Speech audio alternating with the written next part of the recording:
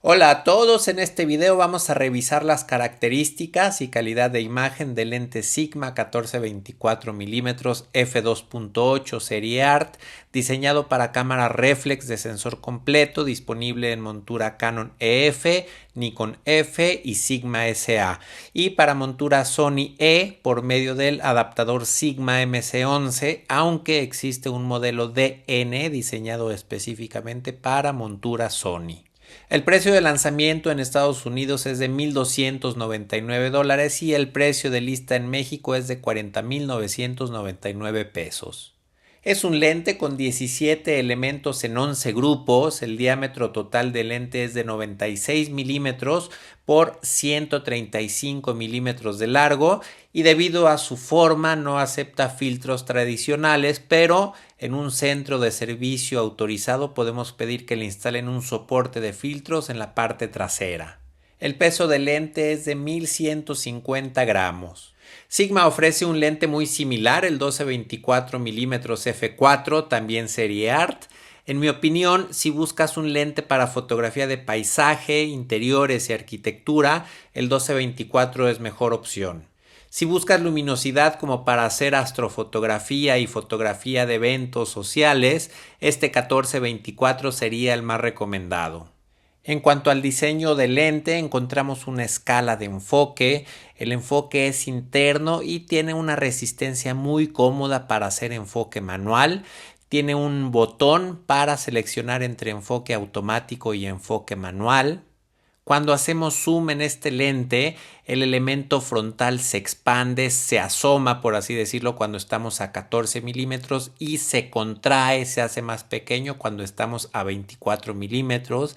El lente es resistente a polvo y a salpicaduras. Tiene un parasol de pétalo incluido y es un lente que no tiene estabilizador de imagen.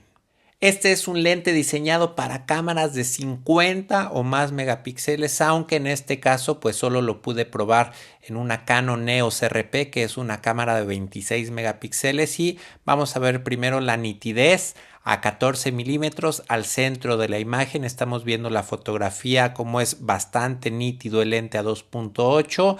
Mejora un poco cuando cerramos a f4, a 5.6 al centro de la imagen veo la mayor nitidez, a f8 también tenemos buena nitidez, quizá empezamos a perder un poquito de nitidez a f11, a f16 menor y a f22 ya vemos un poco más de difracción.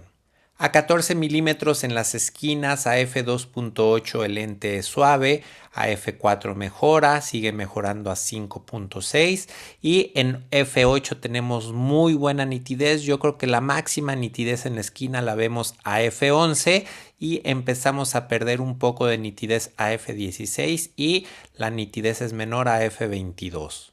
Ahora vamos a revisar a 24 milímetros al centro de la imagen. Estamos a f2.8 y vemos muy buena nitidez que mejora un poco a f4 y yo creo que el punto dulce de este lente está a f5.6. En f8 seguimos viendo buena nitidez, f11 también y empezamos a perder un poco de nitidez en f16 y en f22. En las esquinas a 24 milímetros y f2.8 el lente es suave, mejora un poco a f4, sigue mejorando a f5.6, sigue mejorando a f8 y yo veo la nitidez máxima en la esquina a f11. En f16 empezamos a ver que perdemos un poquito por difracción y también a f22. Estamos viendo un archivo tal cual como sale de cámara, estamos a 14 milímetros y f2.8 y vemos las esquinas como se oscurecen un poco.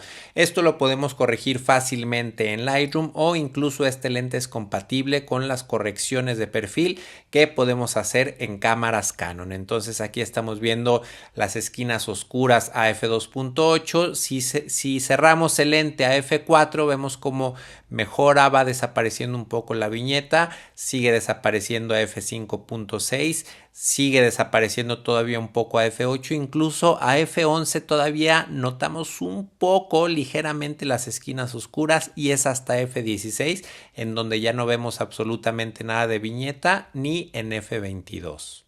Ahora estamos viendo un archivo tal cual como sale de cámara a 24 milímetros y f2.8. Podemos ver las esquinas oscuras y aquí las vemos corregidas en Lightroom, o podríamos corregirlo directamente en la cámara Canon.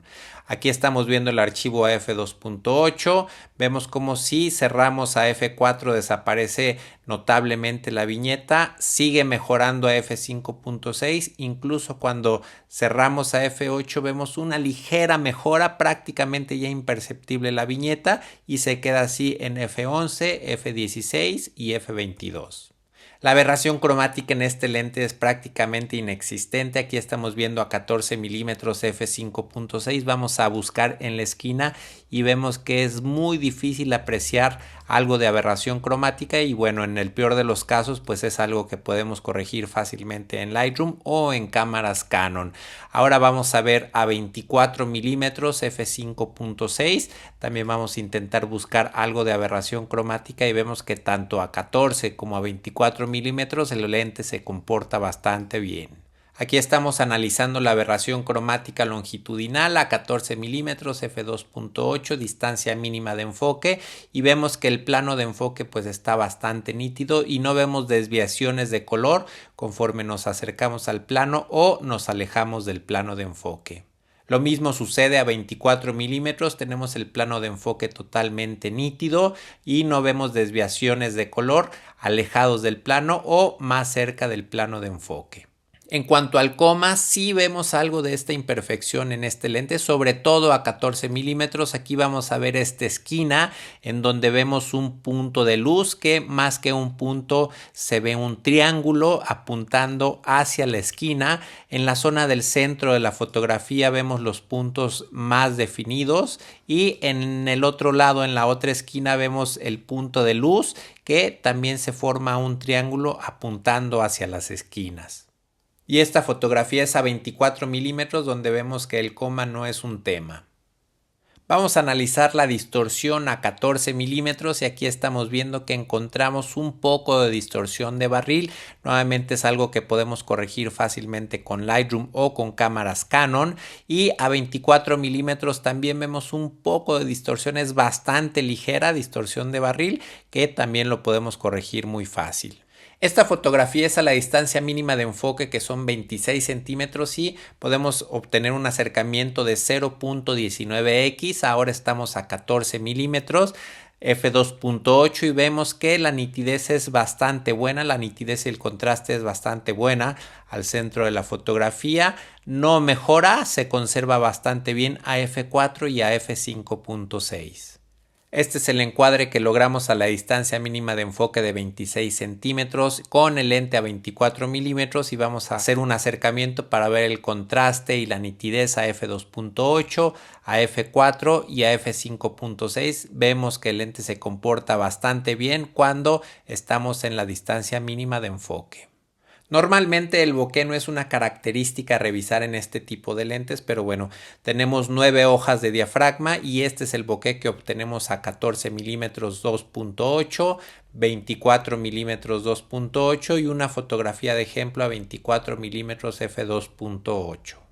Vamos a revisar el contraste, los reflejos y las estrellas en este lente. Estamos a 14 milímetros y f2.8, f4, f5.6, f8. Vemos cómo va creciendo la estrella en la esquina superior derecha, y en la esquina inferior izquierda vemos un pequeño reflejo, como se alcanza a notar un poco. Seguimos viendo a f11, f16 y f22 tenemos la estrella más grande y el reflejo más grande en la esquina contraria. Ahora a 24 milímetros, f2.8, f4, f5.6, f8. Vemos cómo va creciendo la estrella y no vemos reflejos notorios en la imagen. Seguimos a f11, f16 y f22. Tenemos la estrella del mayor tamaño y en este caso a 24 milímetros no tenemos tanta contaminación de reflejos ni falta de contraste en otras partes de la imagen. Y vemos algunos ejemplos más con la misma fuente de luz intensa sobre un fondo negro a f22, cómo se ven los reflejos a 14 milímetros y cómo vemos también los reflejos a 24 milímetros y f22. Vamos a revisar el respiro de enfoque y este lente a 14 milímetros enfocando a infinito el encuadre cerrado y se va abriendo nuestro encuadre conforme enfocamos a 26 centímetros. Ocurre exactamente lo mismo con el lente a 24 milímetros. En cuanto a la velocidad de autoenfoque, este lente funciona bastante bien. Lo probé a 24 milímetros y a f2.8 en una Canon EOS RP utilizando un adaptador y bueno, estamos viendo la rapidez de enfoque de este lente. Finalmente los dejo con algunas fotografías de ejemplo tomadas con este lente. Definitivamente es una herramienta indispensable si haces fotografía de arquitectura, interiores, bienes raíces, fotografía de hotelería, paisaje, astrofotografía y bodas y eventos sociales, sobre todo si te gustan los encuadres dramáticos y fuera de lo común. Yo me despido esperando que les haya gustado este video. Muchas gracias por su atención y hasta la próxima.